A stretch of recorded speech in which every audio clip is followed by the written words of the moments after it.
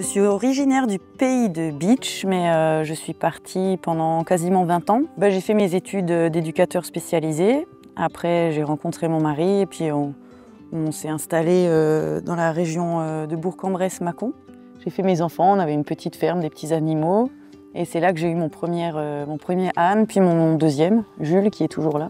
Et je suis revenue maintenant sur Petit-Réderchin depuis 8 ans. J'étais jeune, je voulais faire mon BAFA, j'étais animatrice en colonie de vacances en ferme pédagogique, aide animatrice, ce qui fait que j'avais pas tout à fait la capacité de m'occuper des enfants vu que j'avais pas mon BAFA.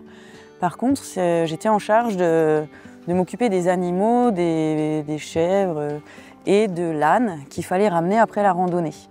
Et c'est là que j'ai eu mon coup de cœur. Je raconte toujours cet épisode où je suis toute seule avec cet âne dans un petit village du Vercors.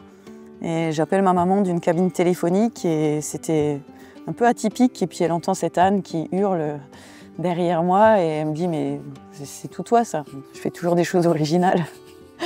Et voilà, et je ne pensais pas que quelques dizaines d'années après, je serais moi-même ânière et propriétaire de 5 ânes. Mais c'est vrai que ça me trottait toujours dans la tête de faire quelque chose pour que mes ânes profitent à d'autres. Pour que ce bien-être qu'on peut ressentir au contact de l'âne, d'autres puissent le ressentir. Il a fallu, je sais pas, plus de 10 ans jusqu'à ce que l'idée aboutisse. Et c'est après, une fois arrivé à Petit-Réderchin, avec mes 2 ânes que j'avais, on m'a sollicité pour faire un Saint-Nicolas. Et c'est là qu'il y a eu ce truc, ce déclic, parce que quand j'ai vu les étoiles dans les yeux des enfants qui étaient au contact de l'âne, chaque enfant que j'ai mis sur le dos de l'âne, entre ceux qui peuvent ressentir de l'appréhension, de la peur, d'être fiers, et puis papa, maman, regardez-moi. Là, je me suis dit vraiment, je veux faire ça, je veux mettre au contact les animaux et les humains et faire quelque chose de cette matière-là. Et ça s'appelle la médiation animale en fait. Mais c'est ça ce qui est magique avec les ânes, c'est s'asseoir dans le pré avec eux, pas toujours faire quelque chose, juste s'asseoir, être avec eux et là, il y a quelque chose qui se passe, toujours. Pour eux comme pour nous. Hein. Ce qui est super intéressant, c'est de marcher avec un âne.